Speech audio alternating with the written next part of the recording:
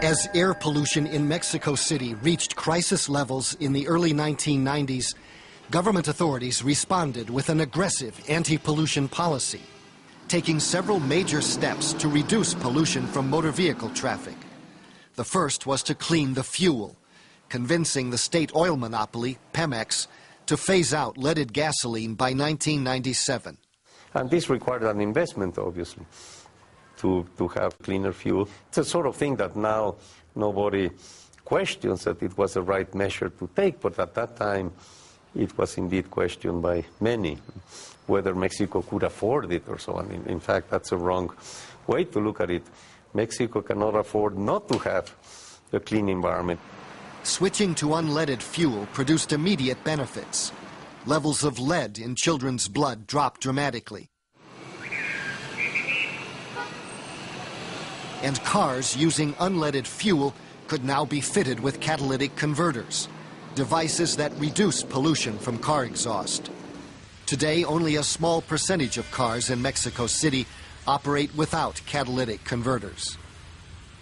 The second measure was to tighten traffic restrictions on motor vehicle traffic. An early program to ease traffic congestion banned all vehicles in the city from driving 1 day each week, based on the last digit of the vehicle's license plate. Public transport, police, and emergency vehicles are exempt. This program was copied by most large cities in Latin America, but it's had mixed results. It was an incentive for people to buy a second, older car. And apparently that happened to a very significant extent. It's now, however, used very effectively to provide incentives for really clean cars, new cars which have the right emission control devices. And they are exempt from this requirement. Another program enforces engine maintenance standards. A network of official verification centers where each passenger car is inspected twice a year to make sure its emissions do not exceed specified limits. Because sometimes, the environment, the city is so polluted. These things that the government do, I think they're fine, they're good. As these qualification levels are tightened, this process is slowly phasing out older, more polluting cars.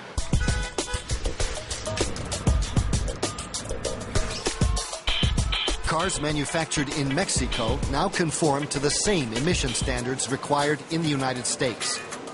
The anti-pollution campaign scored other achievements, including shutting down a large oil refinery in the center of the city, reducing the amount of sulfur in fuels,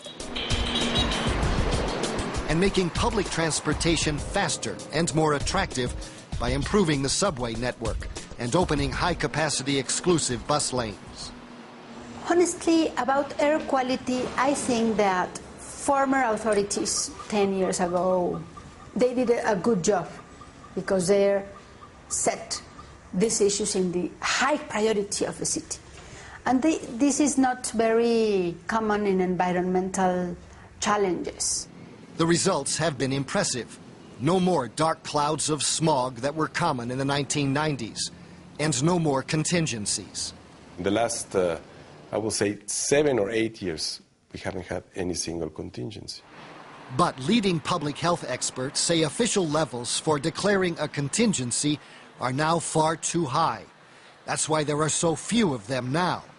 For example, the ozone trigger of 200 points against the standard of 100, considered a normal, acceptable limit.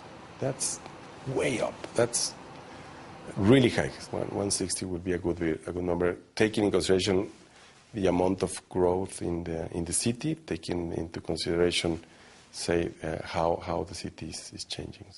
They say a realistic ozone threshold of 160, 60% above normal, would now trigger 2 or 3 contingencies each year. Which is a good, say, number, not to frighten politicians about the problem, and it's a good number to keep the public of the city interested in being more responsible in terms of air pollution. Mexico City is no longer considered the world's most polluted city, According to most studies, the top 10 most polluted urban centers on the planet are now in China. Keeping the public's attention focused on air quality is now a major issue because the pollution today is less visible than it was in the past. It doesn't look as hazardous, but it's still there, especially ozone and small particulates. They're still quite often above the standard, but not high enough to trigger what we call a contingency in Mexico City, which were very common in past years. So things are slowly improving, and we are now focusing mostly on the small particles because we are aware that from a public health point of view, those are the most damaging ones. The most damaging, but still unregulated. Great quantities of fine particles are emitted by heavy-duty trucks and buses, which are still not required to be tested at verification centers. There are filters for diesel engines that remove a very large fraction of these particles. But in a city like Mexico City, only a very small fraction of the buses do have these efficient filters. For all the progress that's been made so far in cleaning up this city's air, some here say progress has slowed down. I don't want to say that it is nothing done, but we need to work more and we need to invest more because investments stopped lots of years ago. So this air quality problem needs a second generation of policies in Mexico City. Most experts agree, and there's wide consensus that there should be 4 major steps in the next phase of reducing air pollution here.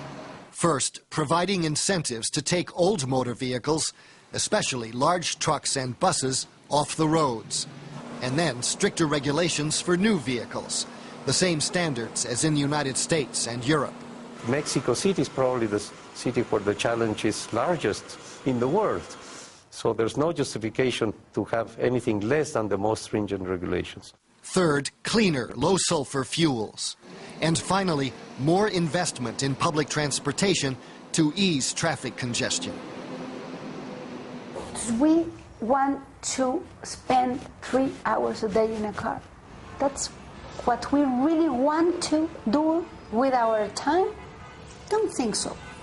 And that doesn't mean that we are suggesting people not to buy cars or to buy less cars. It's just like in Europe or the US, they can have as many as they want, but use them on the weekends. Just not use them every day to go to work, particularly with just one person. But there's yet another major step experts agree will be critical to clean air. The Pollutant Release and Transfer Register. Modeled on the US system, it will require every industry to report its toxic emissions. Information that will be available to the public. Really to know what are we breathing, what components are that, if they are toxic or not. So that register is very important. The Mexican government has committed to making the register mandatory within 2 to 4 years. And this could do more than anything else to bring pressure from the public to reduce air pollution.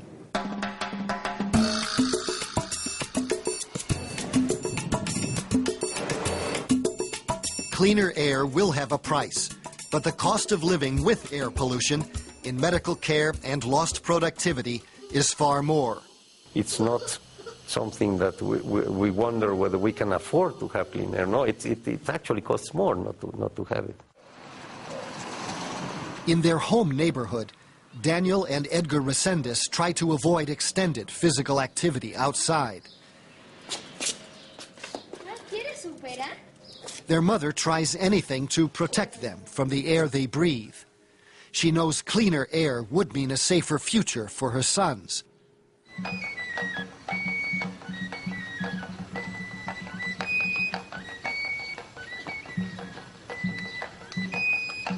But on the streets and in public parks, the people of Mexico City carry on with their lives, largely untroubled by the toxic compounds they're breathing.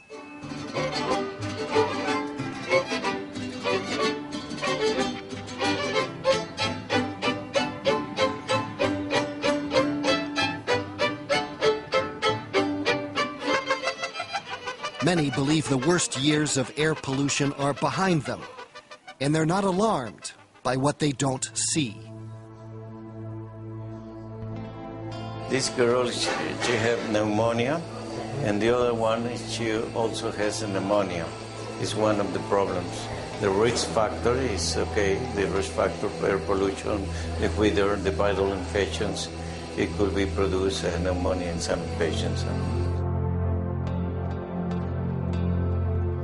There's no question that Mexicans are now breathing cleaner air in their capital city. They still have a long way to go before they reach acceptable air quality. But around the world, there are many cities that could learn from what has already been achieved here. That's our report. I'm Gary Stryker. Thanks for watching.